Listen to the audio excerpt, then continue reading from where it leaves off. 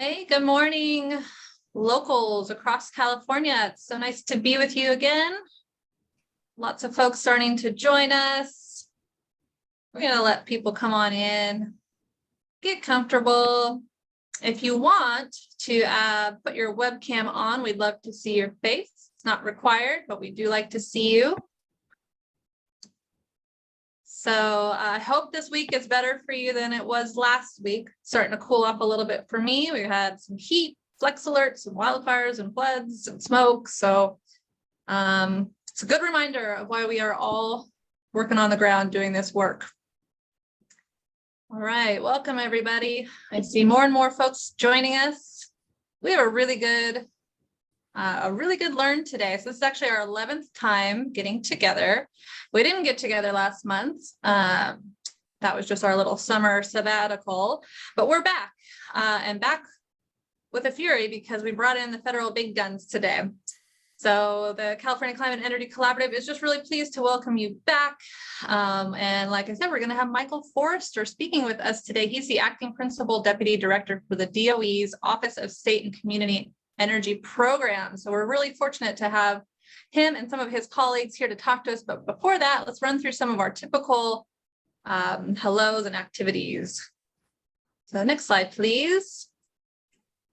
All right, I'll start with my introduction, and I want to welcome you all to introduce yourself over chat like always. So I'm Angie Hacker. I'm the SEEK statewide best practices coordinator, joined today by a couple other members from the SEEK team. So John, he can wave and say hello in the chat, Gabby as well.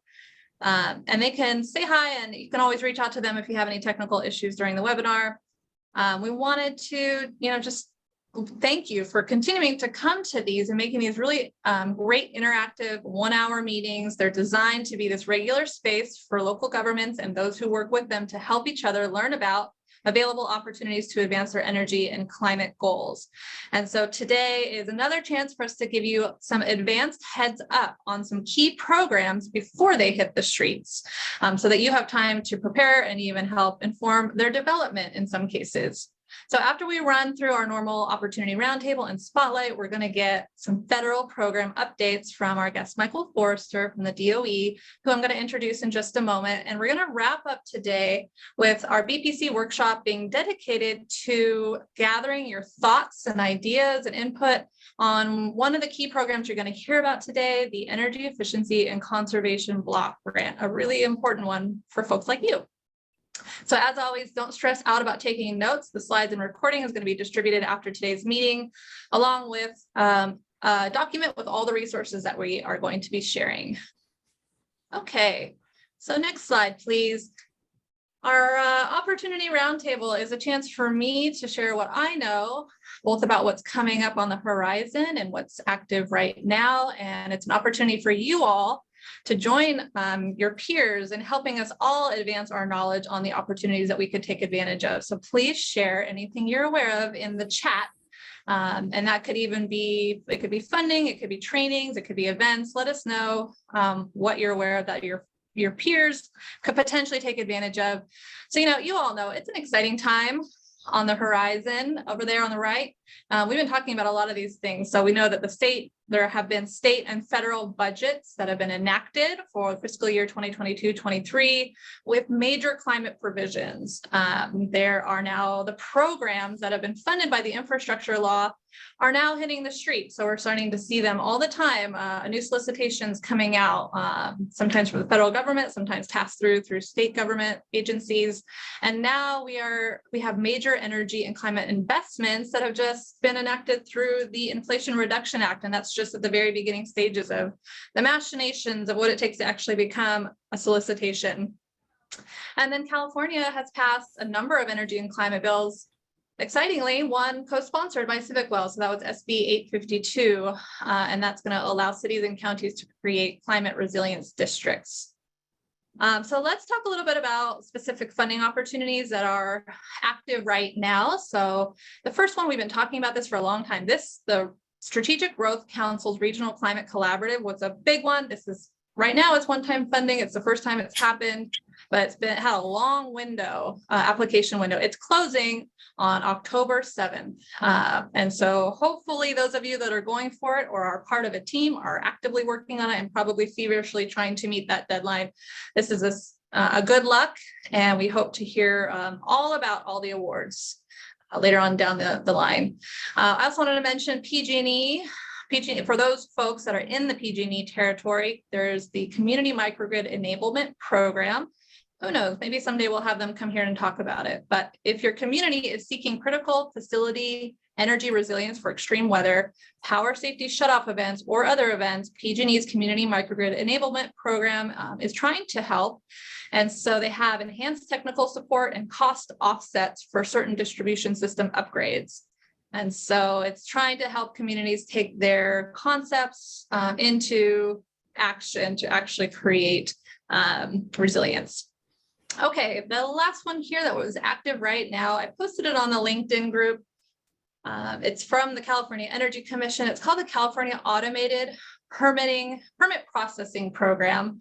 Its funding is available to all incorporated cities, counties, or cities and counties to implement an online automated permitting platform that verifies code compliance and issues permits in real time for a solar energy system. So if you're a community trying to streamline your solar permitting process, it may not be, I don't know if it's the folks on this call, oftentimes you might have to hand something like that off to your building department or building official, but I wanted to make sure you knew about it. It actually is one of the eligible systems for this funding is the DOE, and I don't know if they're going to talk about it, but there's a DOE Solar App Plus, which is actually a platform that is eligible for this program. Okay, so a bunch of stuff coming down the line. I'm not going to spend a whole lot of time on it, but so much is coming from the DOE. We're so glad to have them here today. I know they're going to talk about the EECBG program, Energy Efficiency and Conservation Block Grant. We're going to talk to you about Local Government Energy Program, Energy Futures Grant. There's also, I think from the Infrastructure Law, the Energy Storage Demonstrations Pilot Grant Program coming later on down the year. We're going to keep you updated as we hear more. There's also something called the Building Codes Implementation for Efficiency and Resilience Grant, and that's expected by the end of 2022. I posted that on the LinkedIn group as well. For you code folks who might need some support, so local governments would be eligible. And so I wanted to make sure you kind of see that coming if you're working in the building codes area. Also, we are actually having good conversations with the California Energy Commission. They are going to be receiving state energy program dollars. And so it's TBD in terms of how they're going to design their programs and pass through any of those dollars. We're keeping an eye on that and we'll let you know. And then the Strategic Growth Council, its next big solicitation now, after the Regional Climate Collaboratives, is the Affordable Housing and Sustainable Communities Program. That is, I think it's going to be the 7th round. It's in the development phase right now. So a NOFA, it got delayed a little. NOFA now looks like it's going to be available at the first of the year.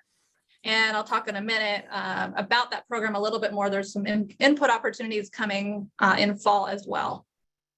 In terms of other assistance, just wanted to plug again, if you haven't yet registered for the California Climate and Energy Collaborative Forum, it's this month, it's next week. Holy cow. I am so excited to see all of you in person. I hope you've registered. John, is there still spots? Give me a nod. Yeah, okay. If you want to come join us. It's going to be a good time. I wanted to mention too that our friends at the Climate Center are kind of having an aligned workshop in the same space. And so it's a workshop on energy resilience planning for your community. It's happening in the morning of the 21st, and I'll be presenting on funding opportunities there. So you're welcome to join. The other thing I wanted to pass along was something from the Rocky Mountain Institute and the Emerald Cities Collaborative called the Equitable Home Electrification Toolkit. This just launched. So some of you may have heard about it, but if you're working on home electrification, this might be something that is useful to you, and we'll add this to our resource library as well. And then on the input front, as always, tons of opportunities for input. I'll talk a little bit about the Affordable Housing Sustainable Communities Guidelines, public comment period on the next slide. I wanted to update you. We had a really good workshop with the California Energy Commission that was intended to provide input to inform the Integrated Energy Policy Report. It's not the end of the road for comment, especially on I think it's an equity chapter, but they want to hear from communities across California about their needs. And I think we've done a good job beginning to share our thoughts. There's more to come, and I will let you know what other opportunities there will be to actually get stuff in writing into that policy report, which really is sort of setting the groundwork for a lot of the future, the next few years of the state's energy policies. Okay, so we're going to have an opportunity today to provide a little bit of our thoughts on the DOE's Energy Efficiency Conservation Block Grant, a little update on CARB. So as you know, we had provided comments on the scoping plan, the draft scoping plan a couple months back. They have now released, just in the last week, proposed changes to the final 22 scoping plan. So John's going to link to that short summary of what we can expect to see in the final draft.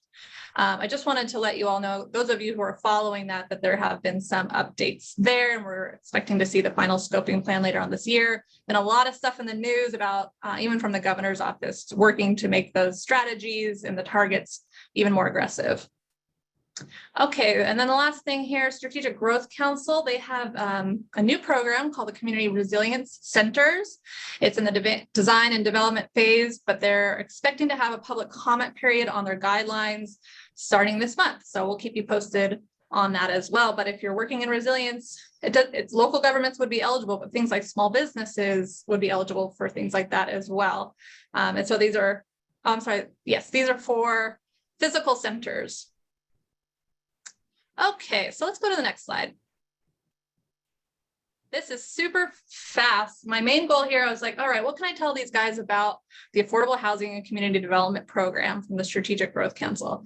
Other than to say it's a big one. And if you're working on the intersection between affordable housing and transportation, reducing vehicle miles traveled, this is a big one to look out for, and high dollar amounts. And so I just wanted to really put this on your radar that it's coming. Again, solicitations should be available in January, a public comment period coming either this month or in October. And what I really wanted to ask you to do literally right now, if you can, if you're at your computer, John's going to post the link right now. Sign up for updates. If the one thing you walk away from today is that you have put your email address into the Strategic Growth Council's listserv here, you're going to get all these updates. And I really think Strategic Growth Council has a lot of programs that are worth you being alerted about. Okay, that's it for my updates. I hope others were able to share some updates in the chat.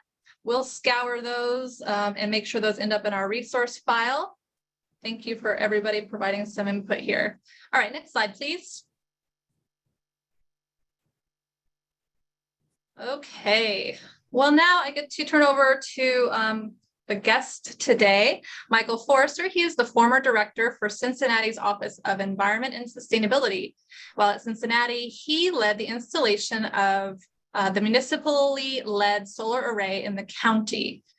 So he also led installation of energy efficiency, renewable installations on city facilities, city efforts on vehicle electrification, and focus on climate equity with both low income efficiency program, and then a bunch of other programs. He really is a guy who's been sort of our brother from another mother, or at least from another state. And I'm so happy to see he's in the federal government now as acting principal director of the Office of State and Climate Energy Programs. Thank you so much, Michael, for being with us. Before I hand off, I just want to ask folks, as you're listening to Michael's presentation, please add questions to the chat, because we're going to do some moderated Q&A right after his presentation.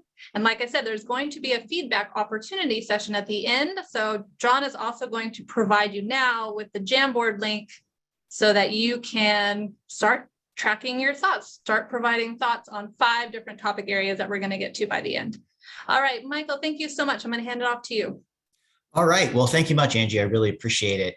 Thank you for the opportunity to come here and talk to this group. I mean, I will like to say, with my former experience, we know that local government is where things get done. And so it's a really great opportunity just to talk to this group and speak to a bunch of people with boots on the ground. I would like to take the time to introduce, we have a couple of DOE staff on this call here as well. We have Mike Lee, who's our Deputy Director of Community Energy Programs, which is where EECBG ultimately lives. Morgan Bremen is an ORISE fellow, and Rachel O'Hare, also with DOE, is on this call. Again, reiterate, any questions, any comments, feel free to place those in the chat, and we'll try and address them as we get going. All right, next slide. And next slide after that. So I'm going to go ahead and state the obvious. We all know that climate change is a big issue. We know that as far as the Biden-Harris administration goes, we see this as the greatest challenge that's going to face our nation. And we need to take real action now. We're seeing that action start to happen with the passage of CHIPS, the passage of the infrastructure bill, and the passage of the Inflation Reduction Act. The combination of all of these, along with the clean energy goals and the programs that are going to kind of fall out of this legislation, is really placing America on a path, an irreversible path that's going to achieve a number of things. We're going to we're going to have 50% of all of our new cars will be electric by 2030. We're going to have a carbon-free power sector by 2035. We're going to have 100% clean energy economy with net zero emissions by no later than 35.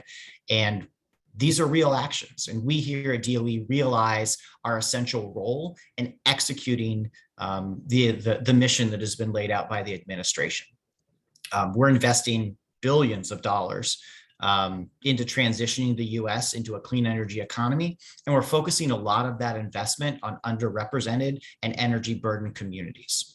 The department as a whole, we've really expanded our focus from a basic science and research into demonstration and deploying real energy solutions in communities across the US.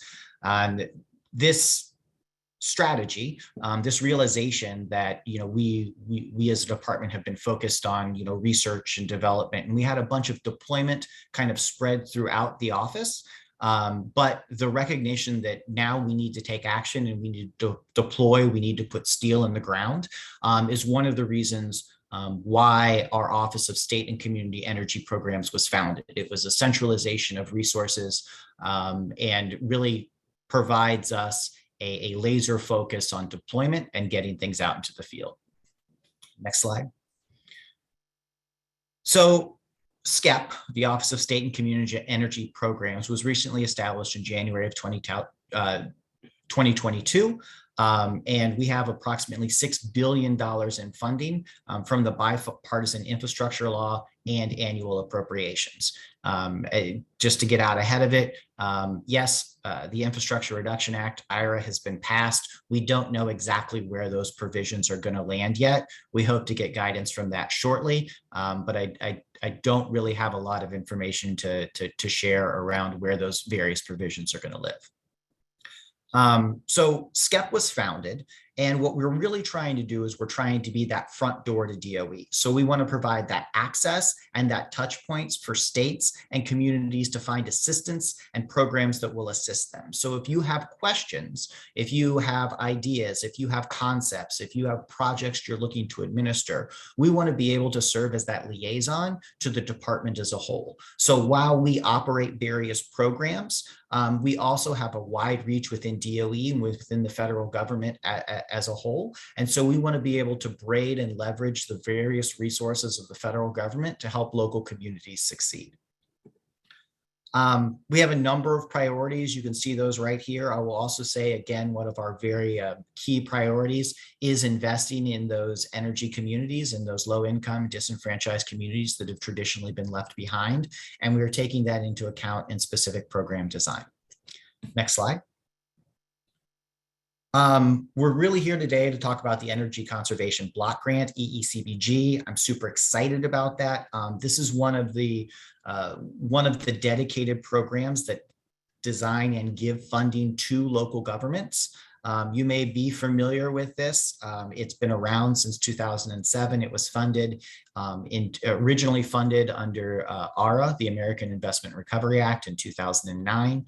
However, it has not received funding since then. So this really is our first or our second go at this program. Next slide, please. So that's really, really important that, we had one slug in 2009 and we have a second slug here, and this is direct investment. So in this go around, we have over $550 million for fiscal year 2022. And that's going to be available to local governments, states, and Indian tribes until it's fully expended. The overall goal of this program is to implement strategies to reduce fossil fuel emissions, to reduce energy use, to improve energy efficiency, and to save money on your energy bills. The eligibility for this program is based on population requirements that was outlined in the original legislation passed in 2007. We encourage people to go to our website to find out more about those eligibility requirements. Yes, we've published it in the Federal Register, but that can be a little difficult to navigate. So going to our website, which I believe we can pop here in the chat, can give you a little bit more information on that. Next slide. So in this slide, you're really going to see, two things. First of all, on your right-hand side, you're going to see just kind of a broad bucket of eligible uses of funds, what DOE is looking for these funds to be utilized for. And then the second is kind of the funding breakdown, how those funds are going to be passed out to the various populations. So what you're going to see is a couple of things. When you're looking at the funding buckets, on the previous slide, we kind of outlined by population how people would be categorized. So 98% of those, 68% of these overall funds are going to go towards local government, direct payments to local government, and that will be determined based on, whether they fall in alternative 1 or alternative 2 or a combination. Second group is going to go to states. 28% are going to go to states. States are required by law to distribute at least 60% of this group of funding to local governments that were not eligible to receive the formula grants from DOE. So the first bucket are direct payments to local government. That is a direct payment block grant. The second one is distribution to local governments that were not eligible under the formula block grants. And the remaining 2% goes towards Indian tribes. We are setting aside a very small portion that can also be designed as competitive grants. And those competitive grants, local governments would be eligible that do not receive a direct allocation from DOE. So really EECBG, what we're really looking to do is, again, depending on the population, we're looking to directly fund local community priorities, provided they fall into this eligible use of funds. Next slide. So this is kind of a quick summary of what we did back in 2009. A couple of things that I want to highlight here are that, we as DOE, we provided over 2,300 grants to local communities, and we achieved over $5 billion in savings over the life of those programs. We also provided significant economic development to local communities, and that we created over 60,000 jobs. So this investment in energy efficiency, in renewable energy, in a variety in our clean energy economy has significant impacts, not just from an emissions standpoint, but also from a cost savings perspective and from a economic benefits perspective as well. Next slide, please. So there's a couple of things that you can do really to kind of stay up to date on the EECBG program. So obviously you can take a look at the Federal Register, you can keep up to date on our website, you can sign up for our emails and listservs. We will be publishing guidance around EECBG allocation, funding amounts, and program guidance later in the year. Our goal is to get this out before 2023. We're also going to be developing a suite of technical tools and to provide trainings to allow people to really understand how they can interact and best position themselves to maximize the impact of these funds. We're also going to be developing certain models and types of projects so that EECBG grants can really plug and play what they're looking to do with their program, so that not everybody has to reinvent the wheel, to reduce a little bit of the administrative burden and the creation time, so that we can get these funds activated and put to use within the local communities. So we're really looking forward to kind of getting that out, working with you and working with a variety of partners to basically put this investment to work. Previously, back in 2009, under the ARA, EECBG was the largest direct investment that the federal government had ever done in energy efficiency and renewable energy. And while this go around is smaller, it is still a very impactful program that we look to see do great things here in the coming years. Next slide. There are a couple of other things, a couple of other programs that I want to highlight and brings to people's attention. They're in various stages of development. So first of all, one of the things that I would like to highlight is we've got two programs that are going to, in addition to EECBG, they're going to directly assist local governments. They may seem similar, but they're actually designed to complement one another. So the first one that I want to highlight, next slide, is our local government energy program. So in this program, this is an annual allocation. This is not funded through the infrastructure bill. This annual allocation, we received $10 million from Congress. And so this is to provide competitive awards, to increase on-site capacity, to help with peer exchanges, provide technical assistance, to really transform and implement clean energy programs. I will highlight here that this program is specifically focused on our energy communities, our disadvantaged communities, and our small to medium jurisdictions. So really, this program here is designed to help those communities that may not have the traditional capacity or technical expertise of some of our larger cities.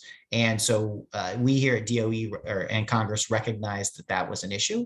And so we want to make sure that the same level of service and the same opportunities are available to people across America. And so this program really is designed to help those that frankly may not have that in-house expertise.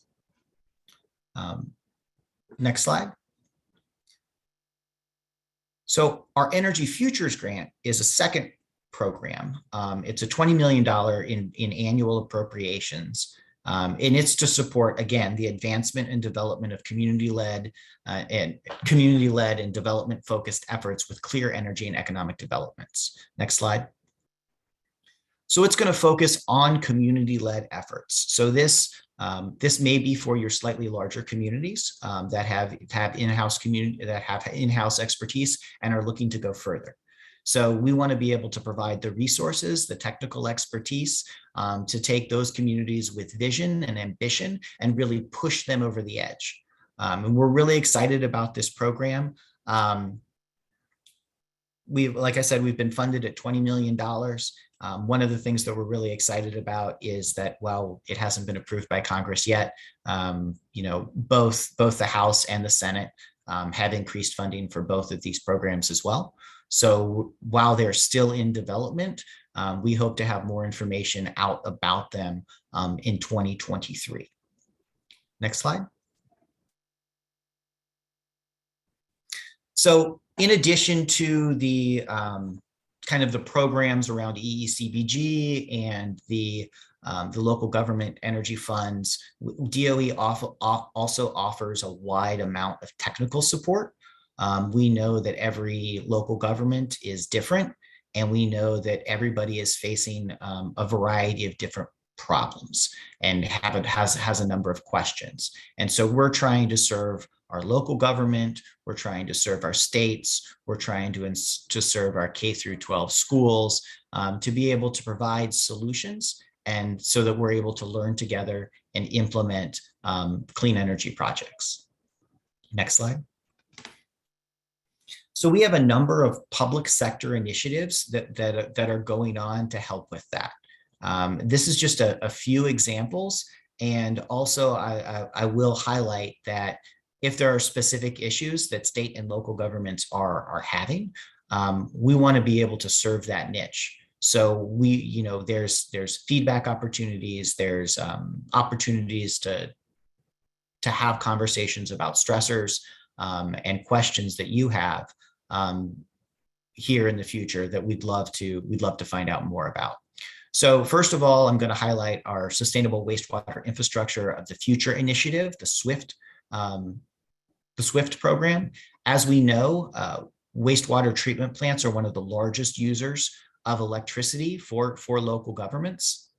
And so what we've done is we've partnered with local wastewater treatment plants to achieve a 5% short-term energy use reduction and a long-term goal of a 25% facility-wide energy savings, and to implement at least one advanced energy technology. And this could be renewable energy, this could be resource recovery, this could be advanced data management. This has actually been an incredibly successful program. We've worked with over 111 partners, 256 wastewater facilities across 40 states. And we've also tried to duplicate this initiative with our Sustainable Corrections Infrastructure Partnership, again, working with jails and correction institutes to, again, reduce their energy consumption over time to create an energy and water savings of 20%. And really what we're looking to do is we're looking to design replicatable programs that can then be pushed out across the country. Because while, we've served, 256 wastewater treatment plants, and through the corrections, 17 corrections facilities across 16 states, that really is only a drop in the bucket, pardon the pun. We want to expand that reach, and we want to leverage our technical expertise and to become standard best management practices across industries. And so we continue to support these programs. And if you're interested in those programs, we can provide more information for them later. Go ahead, next slide.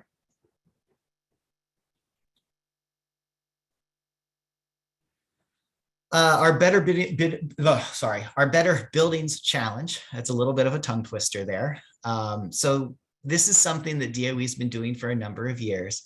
And it's a voluntary partnership program that challenges both private and public sector leaders to commit their buildings to achieve a 20% energy savings in 10 years. We want to really push this market forward. We want to have them share their solutions. We want them to work together to overcome the barriers, because we know that buildings are really one of our largest contributors of greenhouse gases. And so by establishing those standard best management practices, by creating a shared knowledge base and educating the building and facility managers as well as building owners, we can achieve significant reductions in our greenhouse gases. And we can do it in a financially responsible way that creates a business case to go faster. We've also focused specifically on public sector buildings as well. We've had over 75 plus public sector partners in our Better Buildings Challenge that has saved over $1 billion and avoided over 7.1 million metric tons of carbon dioxide since 2011. We know that the private sector is big. We know that the public sector is big, and we know that these impacts are very real. Last year, DOE challenged organizations to set an ambitious portfolio-wide GHG emissions reductions goal through our Better Buildings Challenge.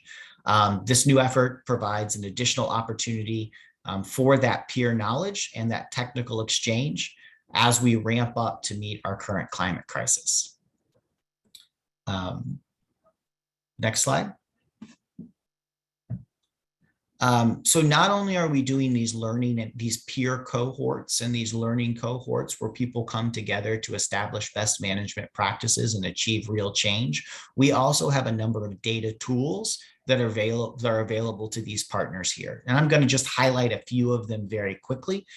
So the first one is the State and Local Planning for Energy platform, our SLOPE platform. And so what this does, it integrates and delivers data on energy efficiency, renewable energy, and sustainable transportation in an easy online platform. So it enables data-driven planning for state and local community partners. It is easy to use, and it really provides, it provides that platform where all of your data is able to live and allow you to make those data-driven decisions. The past year, DOE added scenario planning functionality as part of this tool. And so it's going to allow participants to visualize energy, systems costs, CO2 emissions, and impacts of various energy scenarios. So it's going to allow you to focus better and explore decarbonization efforts, electrification efforts, and in various kind of energy pathways to your choice. So not only can it allow data-driven decisions, it can also allow that scenario planning. We've also integrated energy and environmental justice data into SLOPE. So to help communities really understand and address some of this historic and equity challenges that are impacting their communities. And so we all know that you can't manage what you don't measure and what data you don't have and don't understand. And so providing these equity tools can allow communities to gain further insight into their communities, and develop strategies to address that as well. And so that would be our lead tool down there below. So it's going to use data, maps, graphs to further highlight that for you. Next slide. So for those interested in receiving updates directly to your inbox, for those that want to keep touch about all of the programs that are going to be offered, both those that will be coming out here shortly and those in the future, we encourage you guys, or all of you, to sign up to our newsletter called the State and Local Spotlight. Also visit our website. You can download some of our resource guides, the Energy Efficiency and Renewable Energy Resource Guide for state and local leaders. I'm sure we can pop that in the chat box as well. But really, the big thing that I want everyone to take away from not only is, there's funding opportunities here, but also that we here at SCEP, at the State and Community Energy Planning or Programs Office, we are really looking to provide that concierge level service to local governments, to states, to tribes, to help navigate everything that's going on at DOE. So we're really, really excited to partner with you and excited to get these programs off and put some steel in the ground. And so with that, I will go ahead and turn it back over to you, Angie, for questions. Thank you so much, Michael, and other folks at the DOE busy trying to help answer questions in the chat. Thanks for all your good questions, everybody. We're not quite here yet. John, let's go back. So we're going to take a little bit of time and do some Q&A. And I think I mentioned to you guys at the DOE, the folks that attend these meetings are really probably some of your best recipients. We're just sort of perfectly right there waiting for programs and services. And some of these guys are doing some really innovative work. Speaking of which, our first question actually comes from Jenny Berg from BayREN, one of 4, almost 5 regional energy networks in the state. Jenny is asking, can collaborations of local governments apply together? So I'm going to go ahead and tap Mike Lee. Mike, do you want to weigh in on how you guys are viewing that and what you would advise?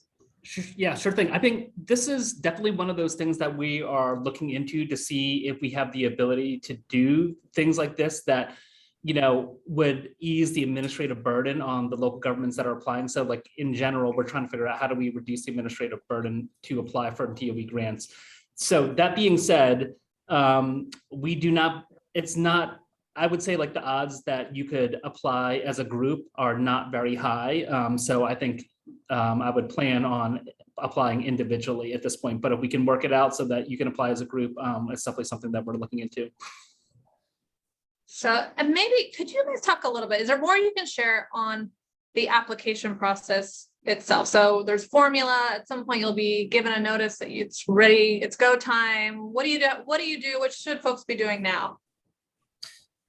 Yeah, I mean, I think, what we're really encouraging people to do is think about how they are going to spend the money. So later in this calendar year, we'll be letting all the eligible entities know how much they're getting. And that, I think, we really expect and hope that people use that time between the time where we let people know how much they're getting and the time the application actually opens so that people can apply, to really sort of like plan out how they're going to use that money. So once they get that money, they can just hit the ground running and have a full plan on how they're going to spend it. Okay. Yeah, So that I would just say, taking a look at the eligible activities and really seeing what is going to work for your local community. While official numbers have not been published by DOE yet, there are a number of calculators out there. I'm not going to provide them. But that may be able to provide a little bit, at least a baseline estimate around scope and scale. But that again is not an official DOE number. Okay, so that helps us take care of Alice's question. Thank you, Alice, about the formula allocation. It sounds like there's not going to be a letter sent to every local government. It's just you're waiting for something to be published, and that will have the dollar amounts, and then you'll be asked to actually submit a proposal, right? Exactly. So every eligible entity, their name and the amount will get published in the Federal Register. So Angie, we'll let you know when that Federal Register notice comes out, and that way you can let everybody know how to find that notice, and then they can look up how much they're getting. Thank you. We are happy to disseminate anything you'd like us to. Okay, so next question comes from Irene Mooson. She says, and I'm not sure which program she's asking about, but would community colleges be eligible to apply individually? Irene, do you want to clarify which program you were specifically asking about? You can say it out loud if you'd like. Really, any of them. Are any of them particularly appropriate for individual community colleges, or must they go as a state system for grants? So there's a couple of pathways. Obviously, EECBG is for local governments. Depending on the type of technical support, there's potential eligibility there, specifically in the Better Buildings Challenge. Also, there's opportunities, which I didn't really touch base on here, depending on what your state has through its state energy program.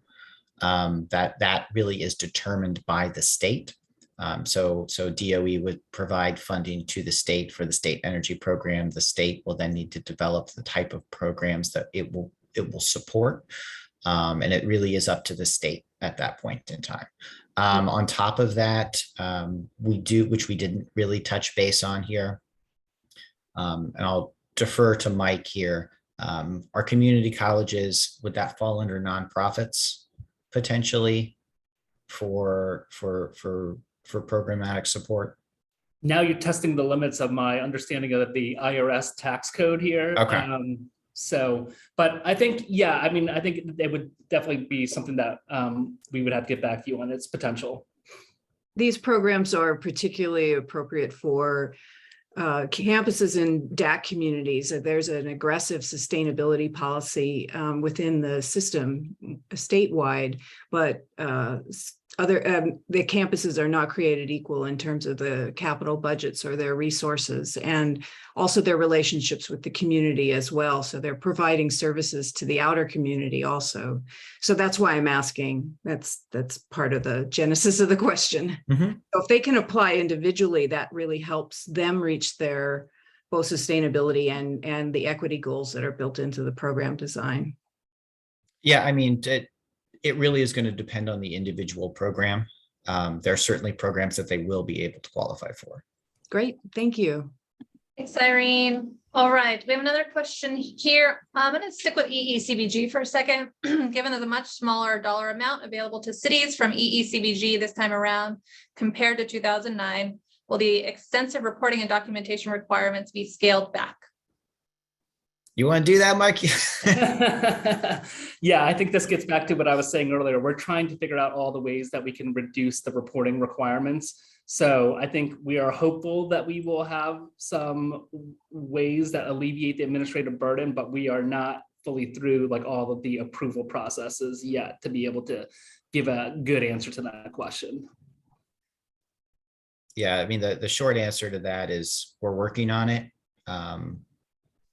Ultimately, we have to fall under the provisions and regulations in the program, but we are working on it.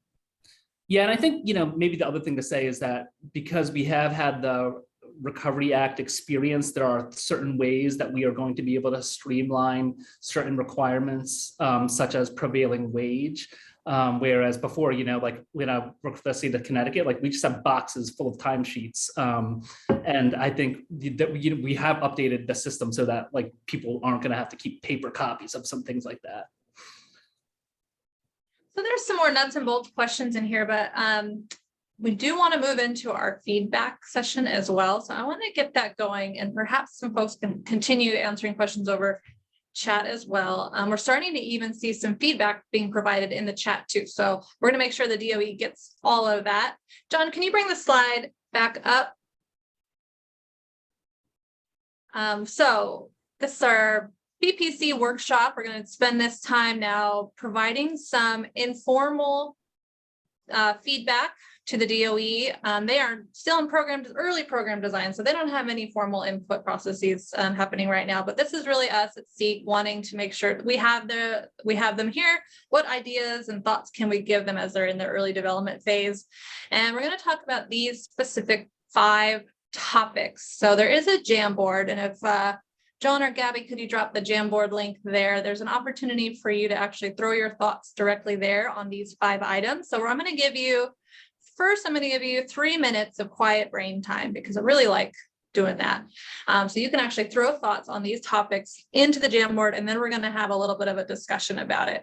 So technical assistance, they want to know what technical assistance do you need? And these questions were designed around EECBG, but are applicable to some of the other programs as well.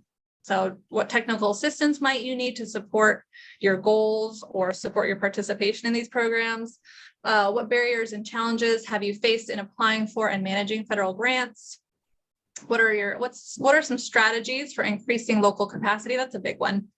And then ideas for model projects and programs to support local clean energy deployment and priority technology equipment to support local clean energy projects. So you don't have to answer all of those, but if you're compelled on any one of them or 2, so the next 3 minutes, just kind of giving some thoughts. If you have other feedback outside of these, you can go ahead and just keep dropping them in the chat. We're going to collect it.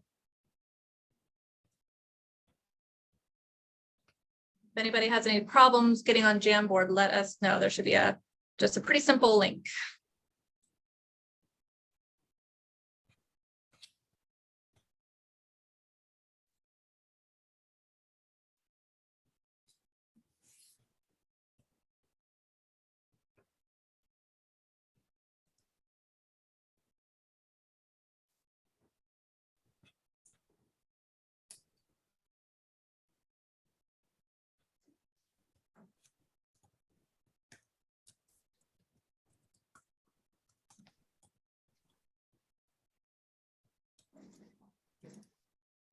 If you've never used Jamboard before, all you do is drop a sticky note with some text. So you can double click on this right on the board.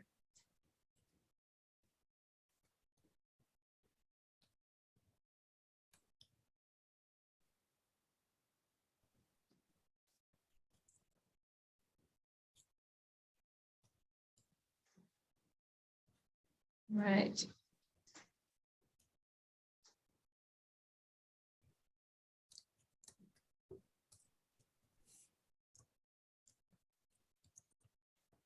Yeah, this is when, well, there's brain time. Somebody wants to know if there's a committee that they can participate in on the development of EECBG. Does anybody want to tackle that one?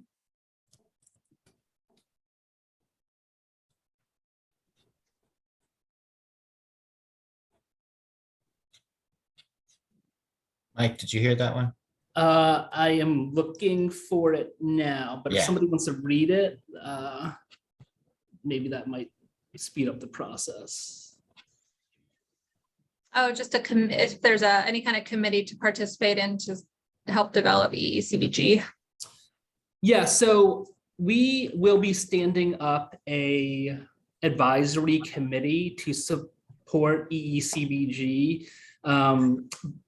And so like that advisory committee is really designed to be sort of like long-term, a group of local governments that will provide input to DOE about, how EECBG is going. But that being said, from a program design perspective, I think what we're doing here in terms of this Jamboard is really the most opportunistic way to get thoughts and input on like what the EECBG program design should be, because right now we're at the point of like really developing the program and figuring out what it will look like. Once we get to this local advisory committee, that's really gonna not get stood up until like end of the year, early 2023. And at that point, we'll be pretty far along in the program design. And so that's really going to be sort of a group of local governments helping sort of advise on the implementation side. So so I think we definitely encourage you to use the Jamboard to give us all your best thoughts on program design. Great.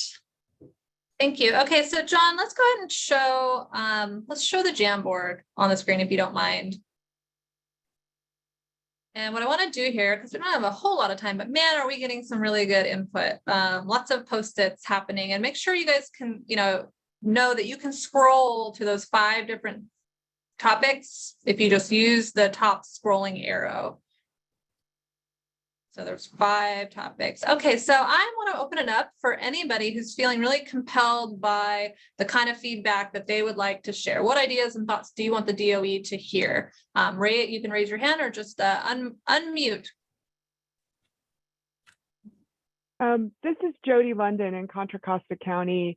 And at the time of the ERA funds, I was working as a consultant to local governments.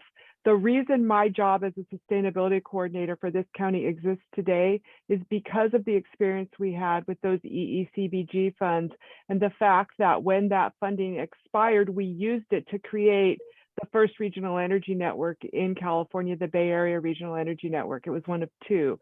And so I get it that you guys are kind of constrained by certain things, but the more you can do to allow us to collaborate, realize efficiencies of scale and eliminate the Davis-Bacon requirements, because that was the biggest barrier for us, period, was the Davis-Bacon stuff. I think the more we'll be able to help you in spending the money and producing the results you want. I mean, I'm really excited about these opportunities. Don't get me wrong. I'm just sharing with you quite candidly what can really help. We also have a number of cities and towns in our county. Our county has about 1.2 million people. Most of our cities and towns are around 20 or 30,000. They don't have the staffing to do this. So if there's a way that the funding can allow local governments to staff up, I think that's also going to help them. Thank you. Thanks, Jody. And Jenny, it sounds like you want to follow up. And I'll just add to Jody. I mean, obviously, I'm the administrator of one of the regional energy networks that Jody mentioned, and there are now regional energy networks throughout most of the state of California, and they really were a lesson learned from ARA, and that is that local governments working together is more efficient and more productive. So I guess that's just a little bit of a reaction to the single local governments applying for funding. I mean, I think that what will happen is that the under-resourced local governments that are probably most in need do not have the resources to apply for these grants. So really just a re-emphasis on collaborations of local governments, whether it be regional or counties or folks working together. I think that would be better for the local government perspective.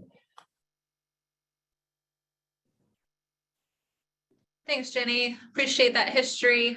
Is anybody else feeling really compelled? Oh, I see Desiree.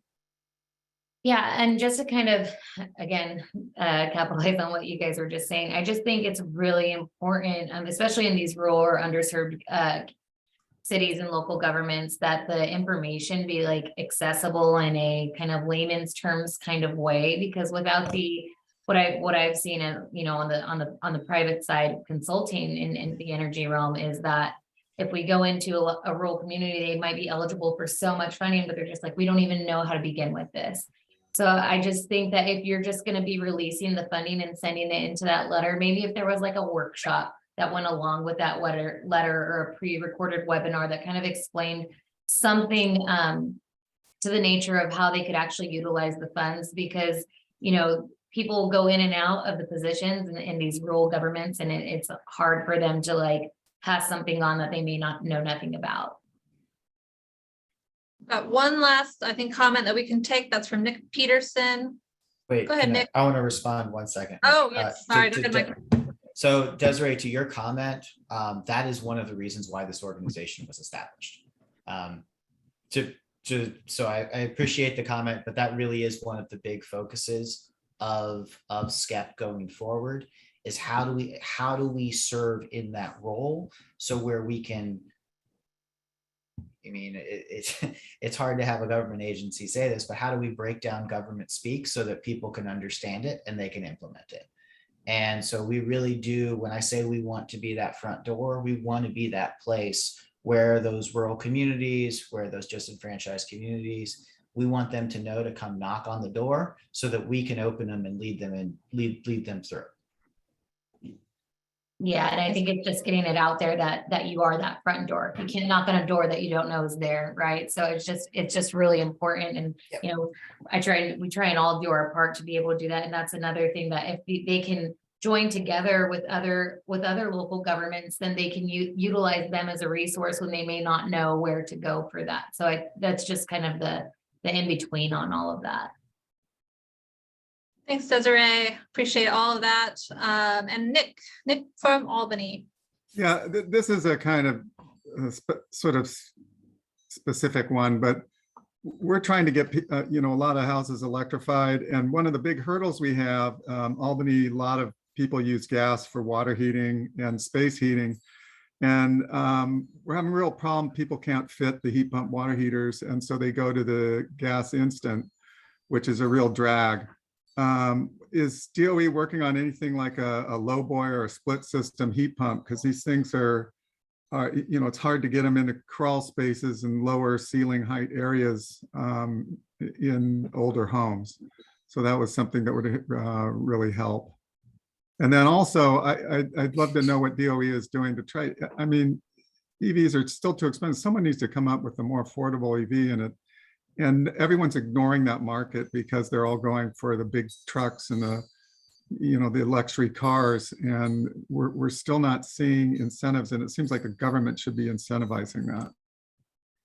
Thank you, Nick. So we're out of time for questions, but I want to make sure, you know, that sounds like a great topic for priority technology and equipment to support local clean energy projects. So make sure, and we'll make sure all of this input gets put into this Jamboard. This Jamboard is going to stay around. So if you want to send this around to others that you think should have some input here, feel free to continue adding Post-its to these Jamboards. I want to give the DOE one last minute or so to reflect on anything that they heard or are seeing in the Jamboards. Any last thoughts? So I will say the Jamboard's a little small for me to see right now, but it's definitely something that I'm going to go back and take a look at. There looks like there'd be a large number of great comments. So I really do appreciate this input. Like I said, like Mike said, we are still in programmatic design. And so receiving this sort of input is really important for us going forward. Mike, do you have anything you want to add? Yeah, I was just going to add, a couple of people brought up examples of successes from the first round of EECBG, and I would just encourage people to, if you have a success, put it onto the Jamboard. We're definitely interested in being able to encourage replication of things that were successful the first time around. That's great. Okay, well, clearly we have an audience that is very interested in this program and a great place to come get more input. So as you have more opportunities for input, feel free to come back. And just let us know how else we can help support you in the effective design of this program. So thank you, everybody. John, the last slide up. Last thing we want to ask of you guys today is to come back next month, October 11th. And in the meantime, we're going to send you a feedback survey because we want these LERN calls to be as effective as possible. We'll take any input you have. So there's a Survey Monkey. Share some thoughts about how we can do even more to help prepare you for your energy and climate work. All right, everybody. That's going to be it for us today. Thanks again to the DOE for participating. Thanks for all your good input, everyone. We'll see you next month.